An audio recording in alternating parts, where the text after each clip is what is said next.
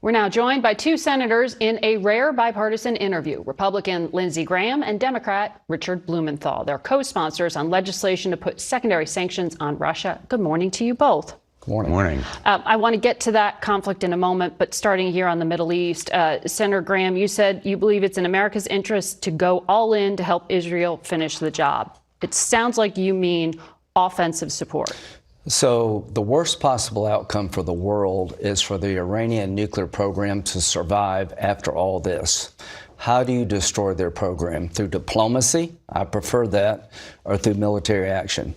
If diplomacy is not successful and we left with the option of force, I would urge President Trump to go all in to make sure that when this operation is over, there's nothing left standing in Iran regarding their nuclear program. If that means providing bombs, provide bombs. If that means busting bombs? Whatever bombs. If it means flying with Israel, fly with Israel. The worst possible outcome for the world is to take the Iranian nuclear program on and leave it standing. That will be a disaster. Senator Blumenthal, what's your view? How involved should the U.S. get? Let's begin with the basic proposition that ought to motivate American policy as well as the world's. A nuclear-armed Iran is an unacceptable threat to the world, not just to Israel, but to the United States as well. And I support Israel's right to defend itself against this existential menace. I'm very concerned right now about United States personnel in the region, our servicemen and women, but also the civilians that are there. I'm getting phone calls from families in Connecticut who are deeply worried about their children who were there, about the hostage families. I support the president's effort to prioritize diplomacy. Let's talk more about this after the commercial break, so please stay here with us, and we'll be right back. And welcome back to Face the Nation. We return now to our conversation with Senators Graham and Blumenthal. Senator Blumenthal, before we get to Ukraine, I just want to tie up the Middle East here. You know, the defense secretary was testifying to Congress this week, and he said he's moved equipment meant to counter drones in Ukraine over to the Middle East now because of this escalation. What more is needed to protect U.S. personnel? We need to move assets, and we've done so. Not only to protect U.S. personnel, but also to enable Israel to defend itself against Iran's retaliation. But I think that the president is right to try to bring the two sides together. There is a deal that's possible here if Iran were to abandon its effort to build nuclear bombs that endanger not only Israel, but the entire regional stability, because all the other Arab nations are going to have nuclear weapons if Iran does as well. But Americans have no interest in a forever war. And so I think we need to be mindful about the priority of diplomacy here and bring the two sides together, as well as protecting U.S. personnel. But Senator Graham, the thing with diplomacy is that the Israeli prime minister is calling for the Iranian people to rise up against the regime, a regime he says is calling for the destruction of his state. It doesn't really seem like there's a compromise there, if it's truly this existential. Is this just leading us towards the outcome you say, which is the United States getting involved in military conflict? Well, this is what I would love for the regime to fall. If you don't, if you want this regime to stay in power, you're wanting people to oppress the Iranian people. You want people to threaten their neighbors, to be the largest state sponsor. Who wants the largest state sponsor of terrorism to stay in place? But regime change is not the policy of the United States. It is not the purpose of this attack yet. But if there's one attack on an American anywhere in the Mideast by Iran, then you'll get regime change. So what are we dealing with? We're dealing with a non-negotiable part of the deal. They can't have a nuclear program that can make a bomb. Diplomacy is preferred, as Dick says, but force may be the only option. And I've said as clearly as I can say, if diplomacy fails, Mr. President, President Trump, you've been great. Help Israel finish the job. Give them bombs, fly with them if necessary. I cannot stress to you how, if you want to get Russia right, you want to make China be better, you want to convince international terrorism we mean business, you got to finish the job with Iran. Well, we'll see if there's any willingness to negotiate. So far, we haven't seen much. Well, that's a big mistake on Iran's part. It's not on President Trump's. If we don't have negotiations, it's not because of Trump. It's because of the Ayatollah. Or, I mean, you can't necessarily bomb someone into concessions that they were not willing to make, right? Yeah, I mean, I don't think they have any desire to make concessions. If Iran miscalculates now, yeah, it will face the consequences. But there is a road to a deal. President Obama reached a deal, far from perfect. President Trump ripped it up. If it were in effect, maybe we could have stopped the Iran nuclear buildup, which has occurred. They're close to 10 bombs now. But there is the possibility of diplomacy. In the meantime, the United States ought to provide the means for Israel to defend against this Iranian retaliation. And just to clarify, when you say close to 10 bombs, you mean they would have enough nuclear fuel. But as far as we know from the U.S. assessment, they hadn't made the political decision to turn that into a weapon. What purpose we didn't do you hear that need, from the Senate Intel chair when if I I asked may, that. What purpose is there for enriched uranium at 60% other than making a weapon? Leverage. Why do you have 900 pounds of this stuff if you don't want to make a weapon? Well, you know, the assessment was they wanted the leverage, right? Yeah, right, so, whatever. I want to ask you about the bipartisan work you are both doing, if I can. By the way, finally, Iran and Russia. And we're bipartisan on this. We say the same, You are. And Iran and Russia work just together. add one more point about Iran. Yeah. Because we're going to talk about Russian sanctions. Yes. I think we ought to strengthen sanctions against Iran, which is a non-kinetic, a peaceful means of exerting pressure. I'm hoping that perhaps Senator Graham I will be your wingman. We'll write the bill right here on television. China, if you're listening, stop buying Russian oil and stop helping the Iranians. You'd make the world a safer place if you would stop. They buy it because it's cheap, though. Yeah, but then they should pay a price for propping up Putin's war machine. We should crush their economy. Okay, so tell me about that. So with the sanctions bill that you all are working on, you have a veto-proof majority. Yeah. You just need the Senate leader to put it to a floor, and you need the president to tell him go.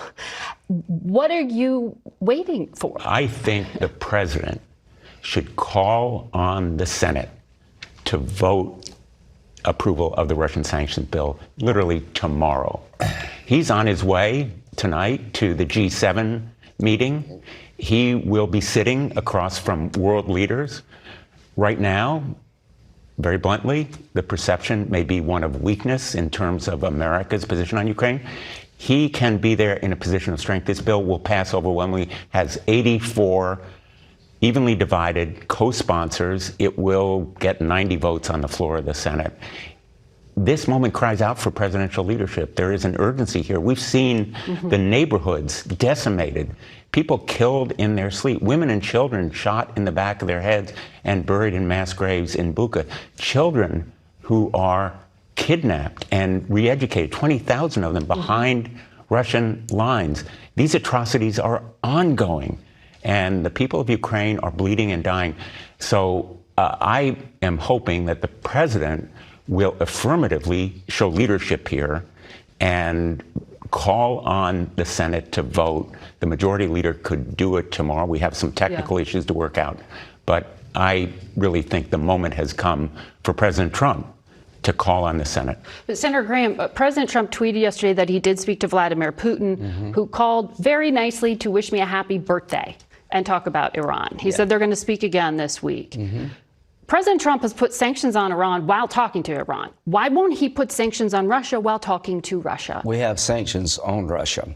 Not new Trump sanctions. You know that. So I find it odd. So my Democratic friends are holding him back when it comes to Iran.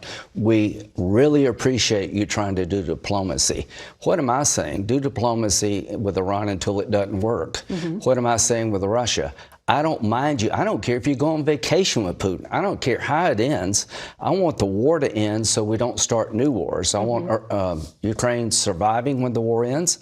I want Putin not to be overly rewarded for the invasion. To China, if you stop buying Russian oil cheap and India, the war machine would grind to a halt. President Trump has tried diplomacy, and I will say this. I talked to him last night. You've made very sincere efforts to get Putin to the table. I think he's playing a game with you and the entire world. It is now time to change the game with Putin. I talked to President Trump last night. Stay tuned. If we do not have a breakthrough soon, I would expect that these sanctions will move through the Senate and the House. And to China, if you want your economy ruined, keep buying Russian cheap oil. If you want to be a new nation in the eyes of the civilized world, change your behavior regarding Putin and the Ayatollah. Until you change your behavior, you're going to be seen as a problem, not a solution. So these sanctions are coming if Putin doesn't change. And to my good friend Dick, you've been a great ally. If we can't get the Ayatollah back to the table, it is now time to end his nuclear program using military force jointly with Israel if we have to. If we get Iran wrong, good luck with Russia. Senator Blumenthal, the bill that you put forward will put a 500% tariff, as I understand it, on imported goods from countries that buy Russia's oil, their uranium, their gas, other products. It'd hit China, it'd hit India. U.S. is also trying to negotiate trade deals with them. Is that getting in the way? I think there is really no obstacle to our moving ahead with these bone-crushing sanctions. Even if oil prices spike because of what's happening in the Middle East?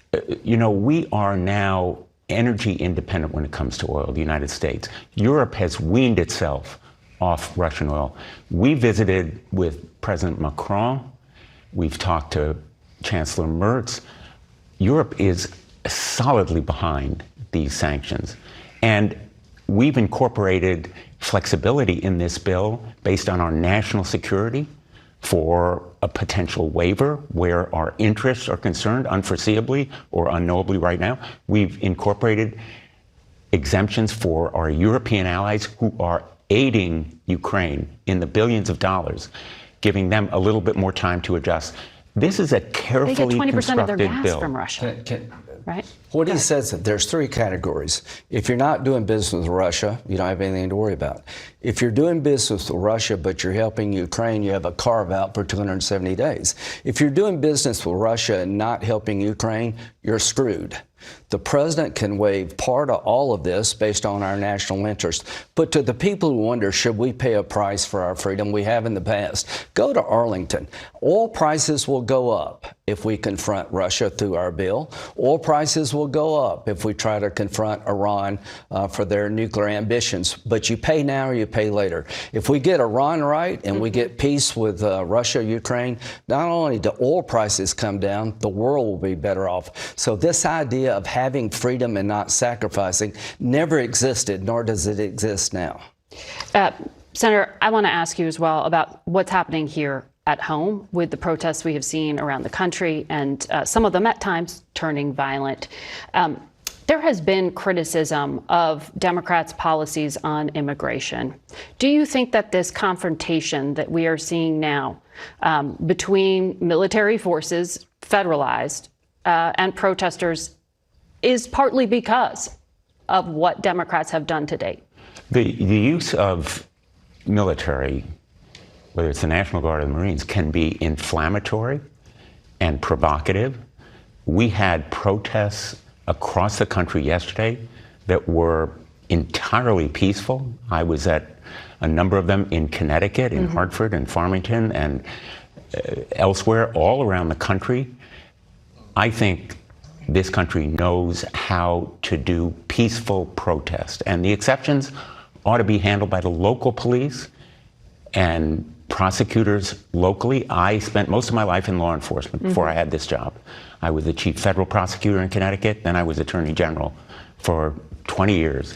And the reliance on state and local police, I think, is well-founded. And I've supported, in fact, I've introduced a bill that would limit use of the Insurrection Act, would define better what is a rebellion, and compel the president to come back to Congress for approval if he uses this kind of federal force. So I think that there are criticisms to be made of immigration policies. In fact, I favor comprehensive immigration reform. We need it. But you would call on separate. local law enforcement to perhaps stand up more and deal with it at the local level? It's the local level where law enforcement happens in this country. Okay. We rely on state and local police And that ought to be the way we enforce our laws in this country and emphasize the importance of peaceful protests, such as we saw yesterday around the country. All right. Senators, thank you for joining us for a bipartisan interview. Rare, as we said. We'll be back.